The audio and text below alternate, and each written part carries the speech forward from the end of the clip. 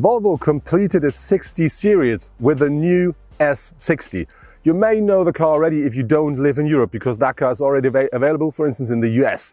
But today we drive the new S60. They changed the wheelbase, they changed the exterior length. Of course, they put in new driver assistance safety systems, new infotainment and a lot more.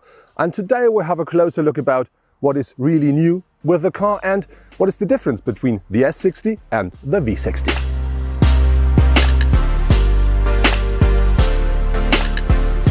Our Volvo S60 in the trim level R-Design is quite well equipped, even though when we're talking about the infotainment and all the information you need to pick up while driving. So the car comes as standard with a 12.3-inch digital cockpit, which is really very nicely designed and very easy to use.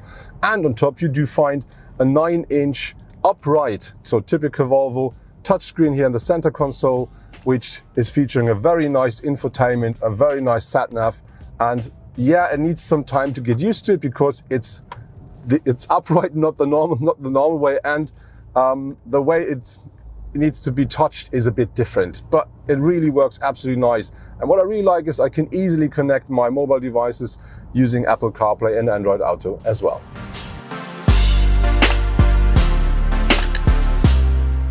The new S60 is about 5.5 centimeters smaller or thinner than its predecessor, and it's now 2.4 meters, including the rearview mirrors.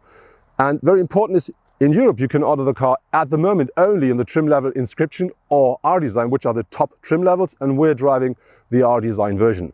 And this is the reason why we do have a quite different front. So we do have a different grille here in glossy black, and we do have this black elements here which look a lot more sporty than with a standard version. And you do find these elements here as well. They look a bit like, let's say, fake air intakes, but this together gives the car a lot more a sporty look.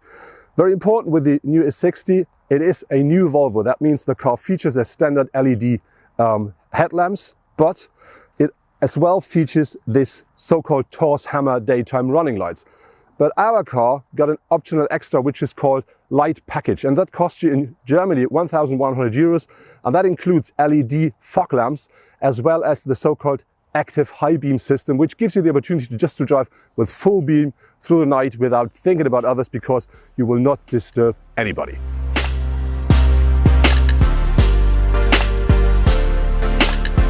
Volvo says that their cars are extremely safe, and this is one of the reasons why you do find loads of driver assistance safety systems as standard in the new S60. One is the so-called city safety system, and that is featuring an emergency brake, which not only recognizes pedestrians but also cycles and animals. And on top it features, for instance, a crossing assist as well. On top, as standard, you do find a lane assist and you do find a cruise control and all other stuff. But if you think that's not enough, you can also order as an optional extra a rear view camera, or you can have a park assist. And if you want, you can also have something that I would call nearly automated driving.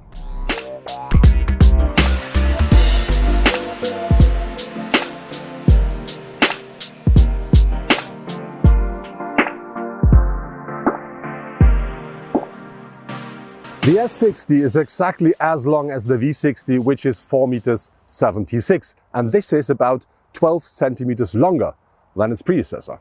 Very important is the wheelbase has been grown by about 10 centimeters, and that gives you a lot more space on the second seat row. Very important to give the car, let's say, the more sporty dynamic look. It is lower than its predecessor, about 5 centimeters, and it's now 1.43 meters. Part of the R-Design package are also these glossy black rear view mirrors as well as the glossy black window frames. Very important with that car here in Germany is you can only buy it at the moment as the Inscription or R-Design trim level version, and that means the car comes at the moment as standard on 18-inch alloys.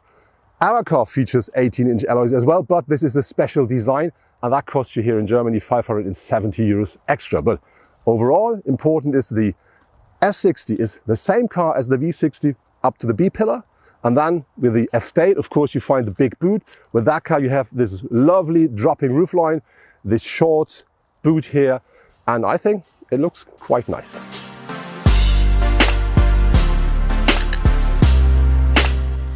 The interior of the S60 in the trim level R-Design really is featuring very nice materials and very nice craftsmanship as well.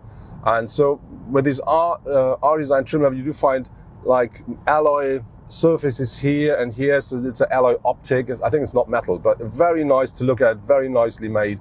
On top you have this leather or fake leather, I'm not 100% sure, with very nice stitchings. You will find this as well. Here's the steering wheel and on the seats as well. So this really lifts the interior to a very nice level. On top of this, you do find very nicely made seats, which provide you with loads of comfort and more than enough support, and so you can really enjoy the drive.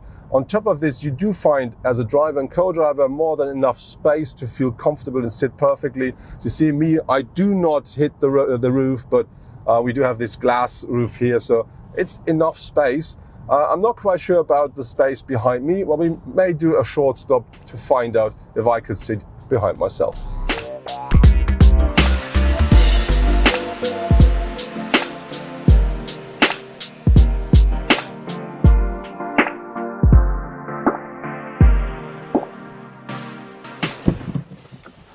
So now let's find out if I can sit behind myself. First thing, I have to enter the car. And this is, for a tall person, not so easy, as you can see. Ugh, goodness me. So yeah, I'm in. As you may see, I have some space left in front of my knees. As you will not see, I have no space in my head. So I can feel the roof. But the really negative thing is my feet. They're really squeezed under the driver's seat, so I have no room to move. And this is nothing comfortable for a long trip.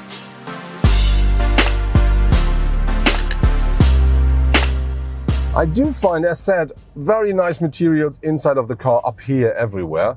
The only, not so nice thing is I do find plastic here at the center console, which looks like, but for me, when I put my knee next to it, very often I have such kind of a noise, which I do not like so much.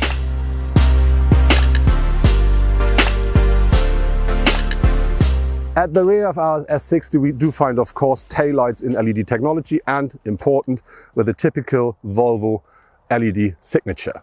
And important, we do drive the S-Line version, and that means we do have a bit more sporty bumper, the diffuser, and these, let's say, fake exhaust outtakes. But the most important thing, if you compare the S60 and the V60, is of course beneath here, which is the boot.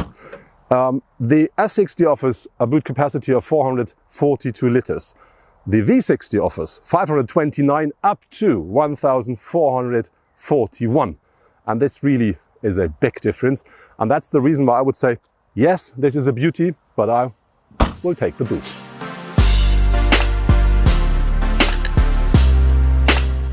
Our test car is featuring the middle engine of the 3 petrol, which is the 250 horsepower or 184 kilowatt 4-cylinder petrol engine. And that delivers a maximum torque of 350 Newton meters and is as standard combined with an 8-speed automatic gearbox. The car is a front wheel powered car, but I really do like this package because that really is a very nice, that provides a very nice drive. So you can drive the car very smooth, easy, and the gear shifting is nearly unrecognizable. And then on the other hand, if you want, you do have enough power to drive a bit more sporty easily. And you can, if you want, choose different drive modes. And so it's easy to just say, I want to change from comfort into the more sporty drive.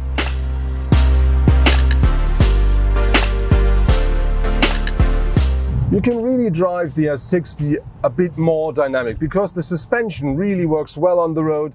The steering is precise enough to really, enjoy the curves and bends. The only downside is we do have a 250 horsepower engine on board, but it's only a 2-liter 4-cylinder, which means if you really want to use this 250 horsepower and you push the pedal to the metal, the revs go really high up, and it sometimes sounds a bit like, that's work. And I really have to say, I do remember the old days where you had 6 or 8-cylinder engines and that sound were, more lovely.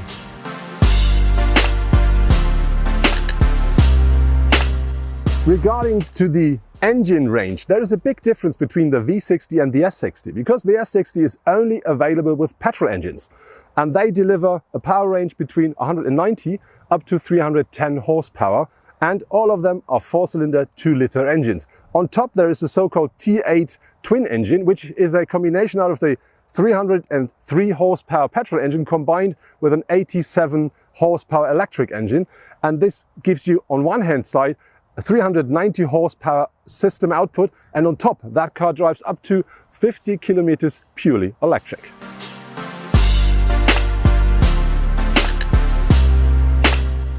The datasheet of the S60 says the car should take 7.7 liters per 100 kilometer driven, and this is regarding to the measurement WLTP. This is a figure we didn't match during our test drive. So we reached a number, I would say about 9.5 liters.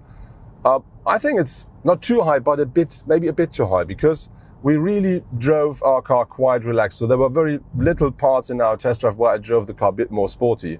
And I think if you drive the car more dynamic, you should expect something around 12 liters per 100 kilometer driven. But I still have to say, I think this is not an extremely high number, because this car features 250 horsepower. It offers loads of comfort and weight, of course. And so I think, yeah, you better get used to it, because this is what it needs.